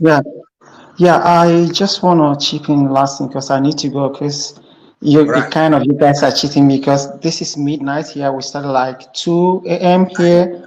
Until now it's almost 6 a.m. here. So thank you for your sacrifice, loser. Yeah, so that's always what I do, because they normally take time.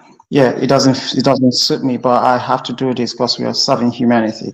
So some people don't understand what Patricia was trying to say.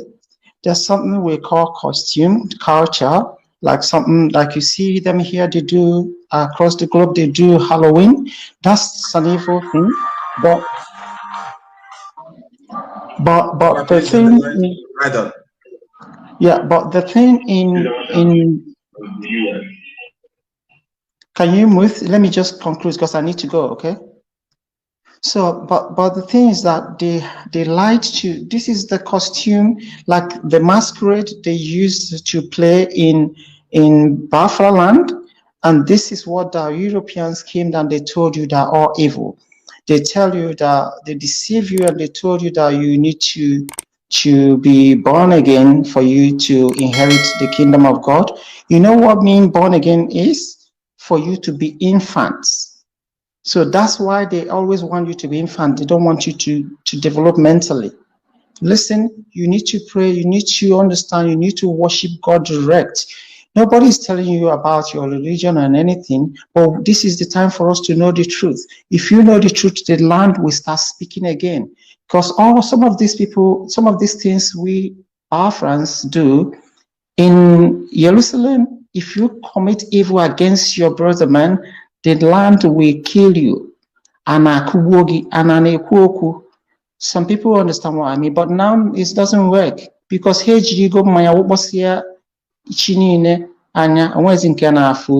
same thing that Felicia is telling you here about the chi, people don't understand because you need to be in spirit to understand some of the things she's saying. Because she's highly spiritual, I can see her spirit. Many of you guys don't know what she was trying to divert. You need to rekindle the spirit of righteousness. That's why I told them, Obaka Goto, avoid evil. Biafra, this is the time, there's war already. Nigeria is gone. These people are fighting the last battle, which they are already lost in the spiritual realm. We need to be righteous so that the land will fight for us. You see what's happening in Israel? When they were lighting up the flag lit them. And you watch when they planted the bomb to throw, air from nowhere opened up the bomb blew them. Sometimes the heavenly wind will force them away. The land is fighting with us. This is what I want Biafrans to do. Let them avoid evil. Let them run away from all the appearances of evil. Remove the jealousy, envy, all this backbiting. Let them open up your mind. Let the land start working again. Imagine all those things they took away, all your costume they took away, and they told you the costume is evil. Go to UK, you see them all in archives. They are celebrating them. They are making money for them. But people don't understand. The people don't know that this British are the one that brought me up. I schooled there. I lived part of my life in Wolverhampton, West Midlands. That's why I know all of them. You know why Nnamdi grew up? One thing about the British, they will beat you and they will tell you that the one that they hit you up. Okay, I asked the world again because the world are so afraid to challenge these British people. When are they going to pay for this mayhem, this genocide they commit against the world? These are the same evil people, the British, they killed Aboriginals in millions. And they injected them with everlasting injection. You hardly see Aboriginal that is normal. When are they going to pay for this? The same thing they are doing to Africa. If you leave these people, they're going to inject Biafrans with everlasting injection that will decimate them. These Biafrans are the ones that's going to salvage Africa. I say this time without number. The British need to pay for their crime. I'm not here to paint anything. They can stop me from coming to Britain. I don't care. They can take over all of the documents they've given me. These are mere paper. I don't care about all this passport. What I care about is the truth. So we need to tell the British the truth. Leave Africa alone. They are human beings. They are not animal. They're not guinea pigs. You can't imagine even the French guy that did the medication say they're going to test it in Africa. You're seeing my people as animal or what? You didn't test it in animal, you're testing it in Africa, you open your mouth and say because they don't have government. Shame on you, African government. Look at the way they're treating you. You're nothing but a guinea pig. It's time for us to wake up. That's why I'm writing the book, Everybody is Somebody. We need to speak up and stand up and be human for once. I have to leave you guys here. Thank you for your time. Thank you for inviting me. I told IPOB that I'm going to take Biafra to the world. This is what I'm doing. I'm tired of engaging only Biafra. I'm engaging the world. More are coming. I've gotten another international lady. She works with the federal government of Australia. She's now mixed Aboriginal. The dad is from UK. The mom is from Australia. She's going to come up with us. I'm still, another one is coming up from America and the parliament in Israel. We are going to break down Nigeria. Nigeria will be written down in the history of the worst country in the whole world that kills souls, and they're going to pay for it. Shalom.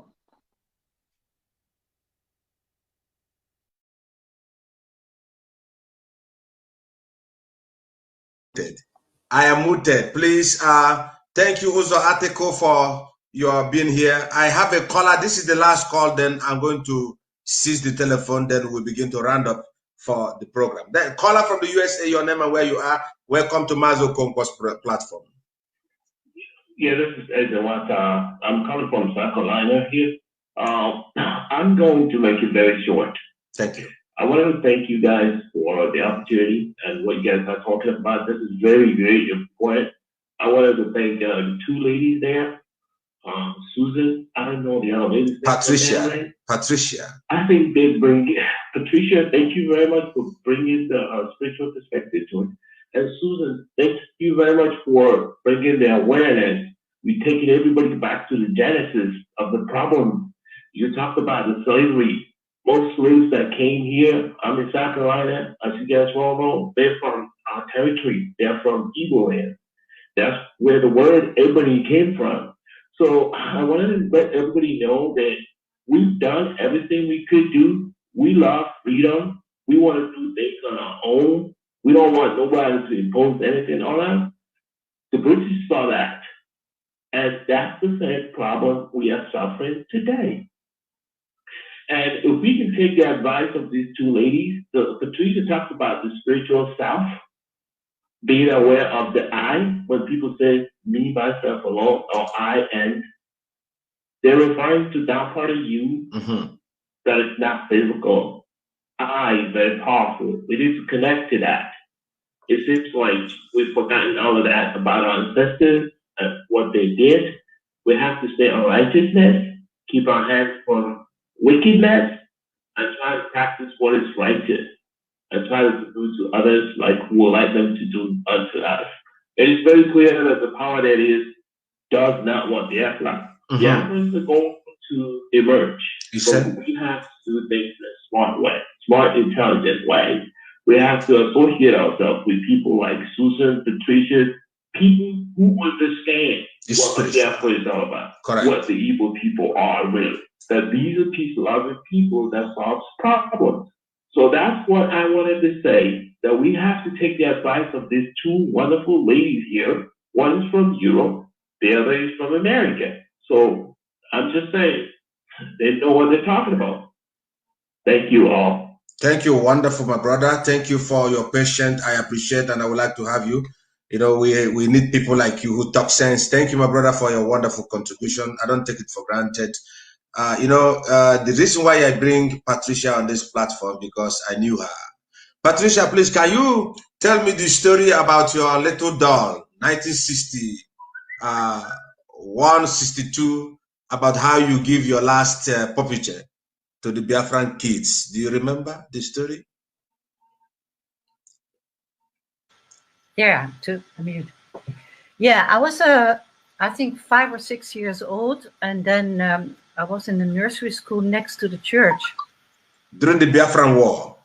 Yeah, and then I saw these big photos of these children with the big bellies, hungry, and so I was really shocked as a kid, like to see another kid with such a sweet face having hungry, and also somehow I picked up in my atmosphere that everybody was very disturbed about it. So I really felt from the adults also that they were very disturbed about what's going on. And I felt as a kid, this innocence attacked. They've done nothing, you know. You can feel somehow as a kid, you can somehow feel when there is a aggression and you say, oh yeah, they have a quarrel or whatever. But I just felt this is an innocent people who are attacked. And then the pastor said that we had to make a box, a shoebox, with tools or nice clothes or whatever, and bring it to the church on a certain day. And I wanted to make a very beautiful box, so I didn't tell my mother also, because I was afraid that she wouldn't allow me to put things in. And I had a black doll, but it was an Indian doll with long hair. So I cut the hair because I thought, well, it's not really African. It had a black color. So I put it in the box and with nice clothes, and then I put these glass balls on it, because I thought they don't know it there. The glass balls which have this inner world. For the Biafran kids, for the Biafran children. For the Biafran children. And as a kid, you don't know about distance. So I was really like making that and preparing that. And I saw already a kid receiving it. So it was no doubt about it, you know, and there was also no distance. So I was really, really totally into that. And yeah, to share my despair about what I felt was going on there. And well, that's the story, but miraculously, I have now a son from Biafra, because my son is half Biafran. So then later I remembered this story. I remembered this experience. I was like, wow, I'm rewarded, or you could say brought back with the child of Biafra, because it's a very, very strange story somehow. Wow, that was great. Maybe perhaps this is the puppet chair. Okay. No, I bought my own puppet chair. Nice. So don't worry. When Biafra come, we are going to, you know, check how much it costs now. Then we balance it. Now let's go into another. We are here now, almost getting to 10 minutes for 3 hours, and I think we have done a lot. We must not forget viewers all over the world. You must not forget our intention of being here. People who are very highly sensitive, we understand the area where Patricia is coming from. We understand which angle that Ozo article has spoken. We also understand the inspiration that Susan is giving us on this platform. Now, I want us to talk about still on the police, Susan, the police who commanded that the military should go to the street, shoot everybody, and also stand and declare that no matter whosoever, it doesn't matter if the ICC or Den Haag who calls him, that the matter will come first to his table. So this policeman, I think he have contact with those people in the ICC court, and I think he has an order from the president. And I think as a police, he has someone who is above him. So I think he's speaking from a higher order. And do you think this higher order should be the presidency's, Susan? Like I said before, anybody can be compromised on this earth. You know, just look at our ambassadors from the UK and America. They're supposed to be representing America over there, our ambassador. But how is she representing us when we're a free country and free people? But yet she's not openly condemning the genocide, the silent genocide that's going on against Biafrans. I feel the same way about the ICC. How do we know no one's paying them not to do anything? How do we know they're not compromised with, or know people that are, or know other people that know the Nigerian government? And that's why they're not doing anything. The moral of the story here is nobody's doing anything. And I want people to understand my role in this struggle. My role in this struggle is not a savior attitude like those poor people over there in Biafra. My role in this struggle is fueled by my spiritualness, because I know that like my spirit is telling me that the Biafran people have to fight for their own freedom. As you can see, look around you, no one's coming. And the only reason I still rally with my government and call the government and write to the government is because I want them to be on the side of the right people when push comes to shove. If something comes of this, which I'm asking God to intervene, but if something comes to this and it's inevitable that something's going to happen, some sort of fight or war, I want our U.S. government to understand why we need to defend the Biafran people. I need them to be on the right side. And my goal and my motivating factor is to win and educate the international community to stand up for free people. Religion and color does not, I do not want to spend my time fighting over religion and color, because if you do that, you just like the Fulanis have already gone on record happy and laughing that the Biafrans are fighting amongst each other over religion, over color, over tribes, over, you know, like I'm Biafran, I'm Igbo, I'm Middle Belt, I'm South. The enemy already laughs at that, because if the enemy can divide you, he can conquer you. So that's why I leave all of that unnecessary stuff to the side and I get straight to the point. The point is, innocent people are dying. Innocent human beings are dying for no reason. It's unprovoked. And the police that order these killings of these people, there are terrorists in the north killing people every day, chopping off heads, horrible videos. But yet you're sending soldiers and police to the south to slaughter people in their houses unprovoked. And, you know, I've studied the crime in Nigeria before Buhari took.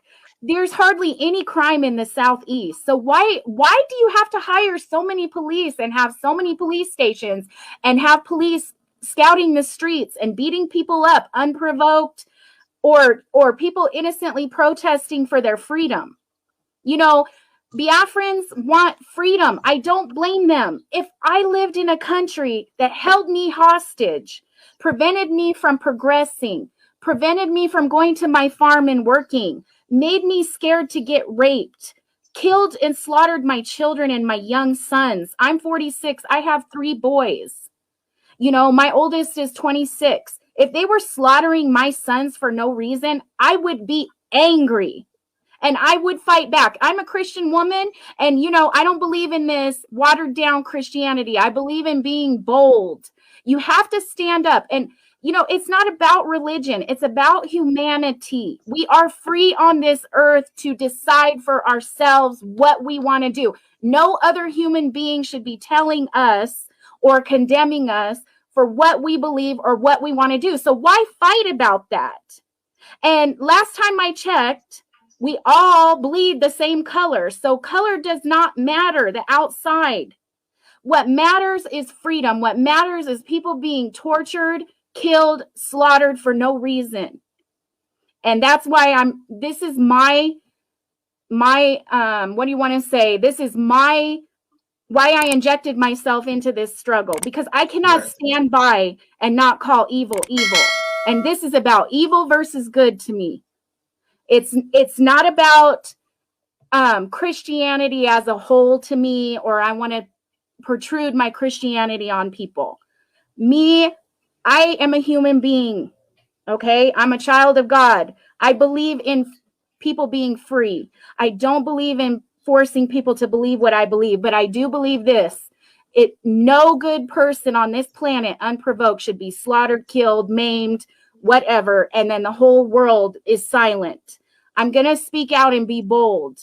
And I'm not afraid to be bold. I just noticed somebody commented on there and was talking crap. But let me tell you, go ahead and talk all the crap you want to talk. Here in America, we fight. If you come against me and my freedom and my children and my grandmother, because like you said, they like to rape elderly women, I'm going to put up a fight. And that's why I see no harm with the Biafrans. Their backs are against the wall. They tried every peaceful method out there, including the ICC and the UN and the American government and the European Unions and the UK, and nobody is doing anything. So their backs are against the wall. Now, what would you do if your back was against the wall and someone wanted to cut off your head because you didn't believe in what they believe? That's all I got to say. Thank you. I will take one question from Patricia, then I will come to Susan for the last we say closing remarks, then we round up. Let me come to Patricia. Patricia, on the perimeter of defense, Susan have just said something that if she's the one, she will put up a fight. I am a man, I'm a woman. The Fulanis, you know, they specialize on the raping. When you talk about Fulani, darkness is behind you. They are horrible people. The reason why we started agitating is because they don't negotiate. There is no negotiating spirit among them. They want to sit on top, like I've mentioned, several institutions in the zoological republic we call Nigeria. They are there, power pass from one brother to another. Even to the hellfire, they are the head in the hellfire. The only way the Fulanis are not superseding is in the heaven because they will not be there. But now, in the area of defense, somebody want to kill me. You know why I'm asking this question, Patricia? Biafrans, we start defending ourselves. What caused the fight is the Fulani herdsmen. In the future, in the past tense, they used to guide their cows with a stick. But because their brothers are in the power, they started guiding their cows with AK-47, dangerous weapon, with all kinds of dangerous things, you know. Now, the Biafrans will say, since you rape my mother, rape my sister, kill my uncle, then with AK-47, and you go freely. Biafrans say, now we have to defend ourselves. Is it wrong for somebody to defend himself with the same kind of weapon that his intruder have or has, Patricia? No, of course not. Thank you. But you have to be more clever. You Correct. have to have clever weapons or clever defense than them. When you say clever, can you put a sandwich on your clever? Well, they look also to this channel, toch? They look. So. But they look. We don't hide anything. We are now on armed struggle. So we don't hide anything. Yeah, well, I'm not a specialist in warfare, but... Okay. Then you can speak as much as you can. Yeah.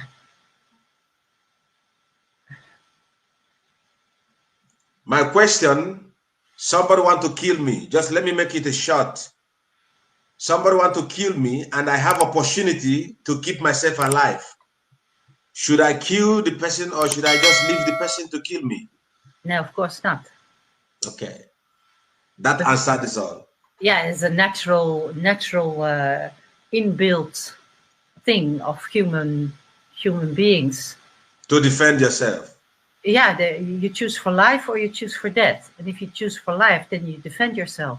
Thank you. Biafrans, we choose for life, and we are called terrorists. We choose for life. We choose to defend ourselves and our mother, and we are called terrorists by the same government of Nigeria. How do you see that? Yeah, that's the trick. But you should not give too much attention to all these tricks and all these disturbing confusions. You just have to gain your power.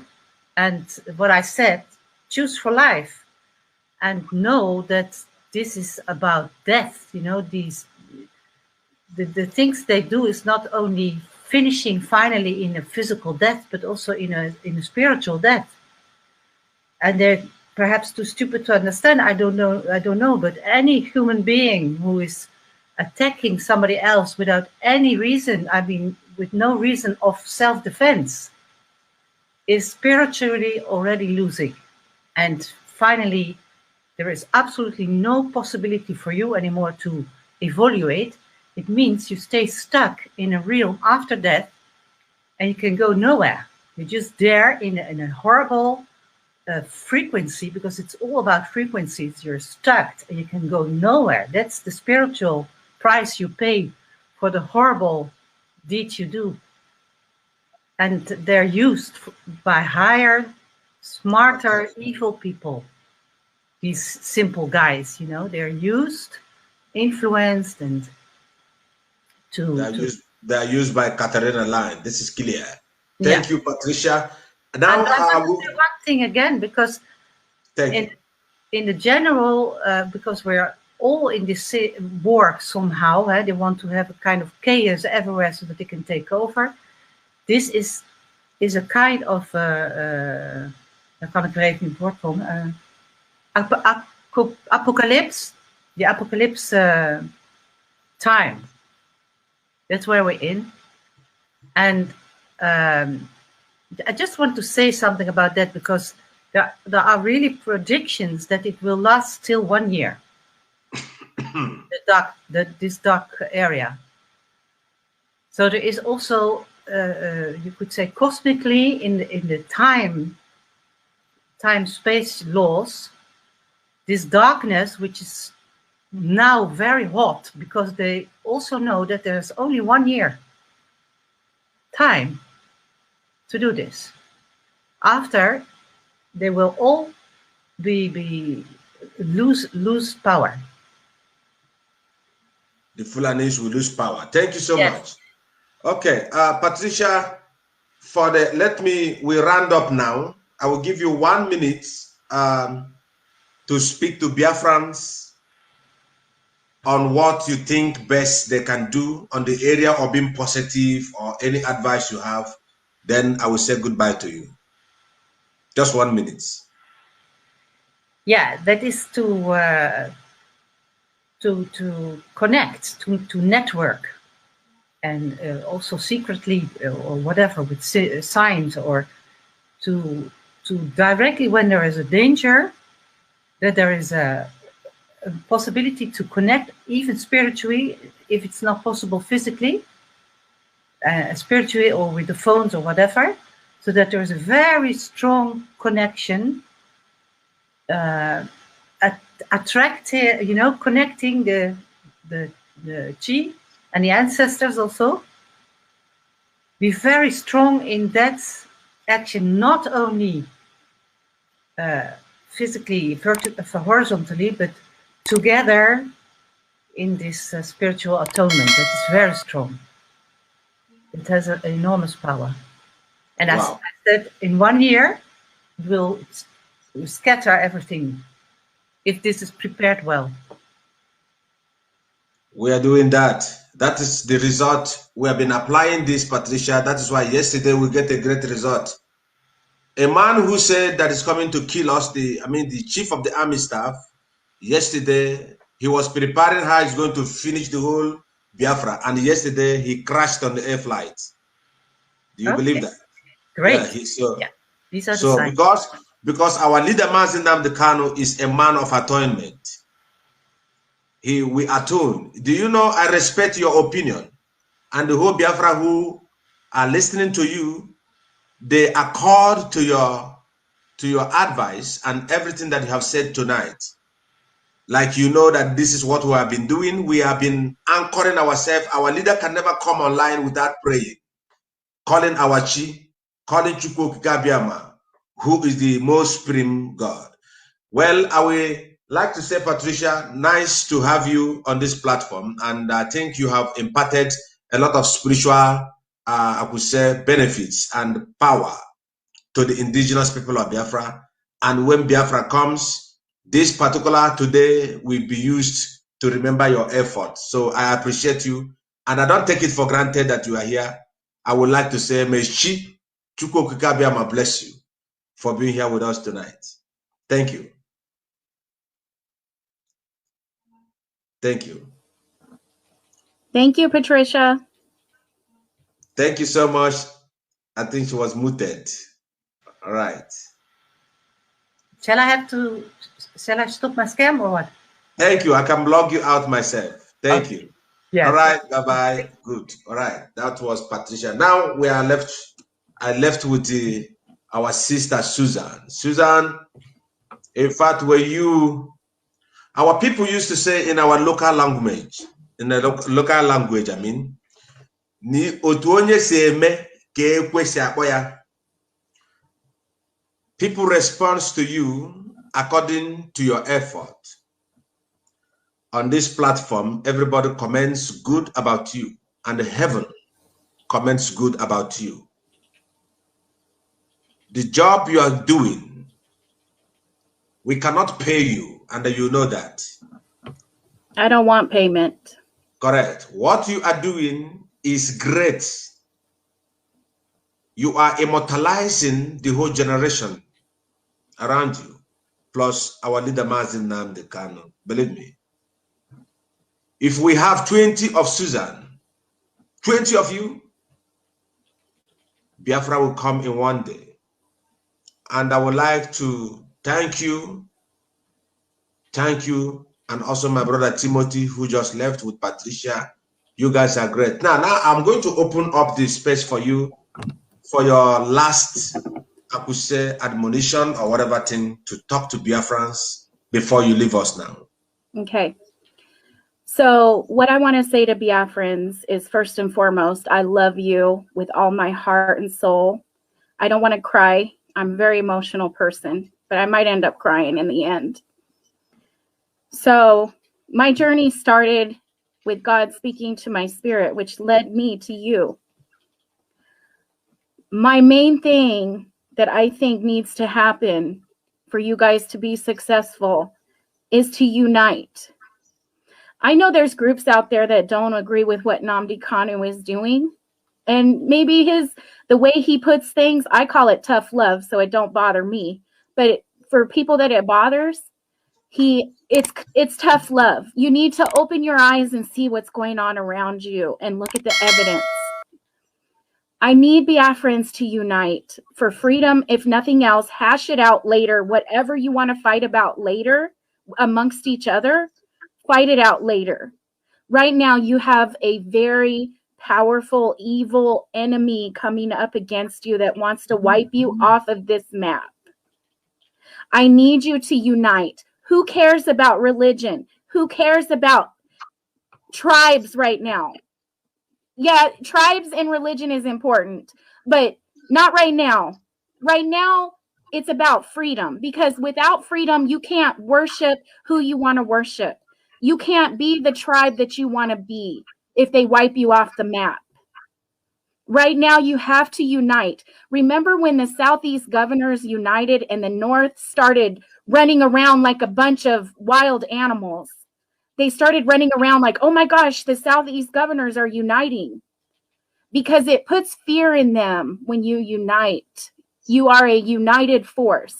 And don't only unite with each other, but unite with the Oduduwas that are standing up for themselves. And I tell the Oduduwas, unite with the Biafrans as well. Same with the Ambazonians. Unite, because this is your moment. I say our like I'm Biafran. I'm not Biafran, but I love Biafrans. And we're all human beings, so we're all related. But now is the moment in time for you to decide, do you want to lay down and die? Or do you want to stand up for who you are and your children and protect your families? I'm not saying cause a war. That's not what I'm saying. I don't believe in causing a war on somebody. But the battle has come to you.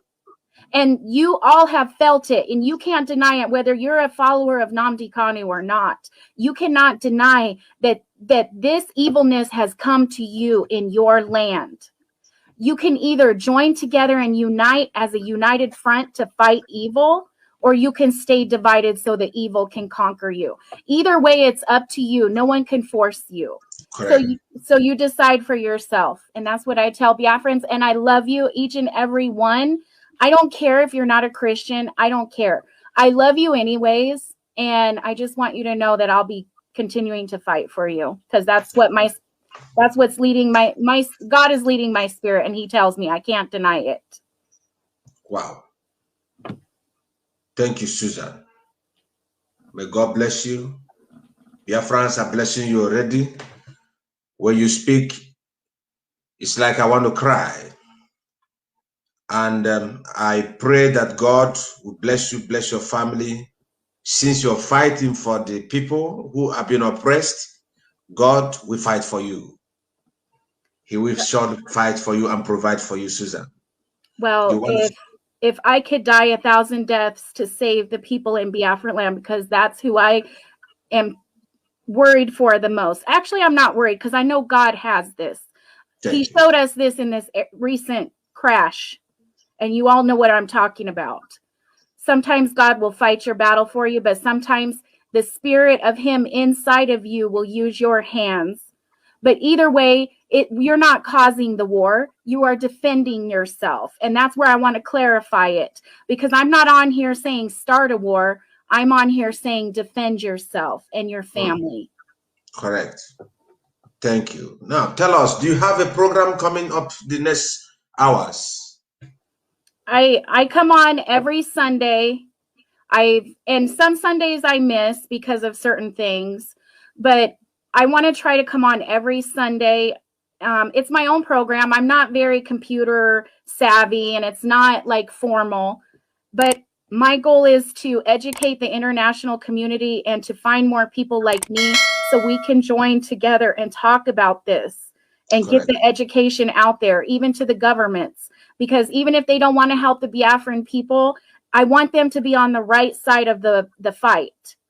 So every Sunday at 5 p.m. Biafra land time, I only go by Biafra land time. I go on there and I try to get people from the international community to help me or to educate them. Some people, tomorrow I have a few people coming on with me. I believe Miss Savvy is going to be on tomorrow and some other people. That new song that you played. Right. We're going to have the people that collaborated in that song, that beautiful song. They're going to come on and it's going to be like we're going to each other's house and talking about what's going on. It's going to be informal. I'm more of a human being. I'm more laid back.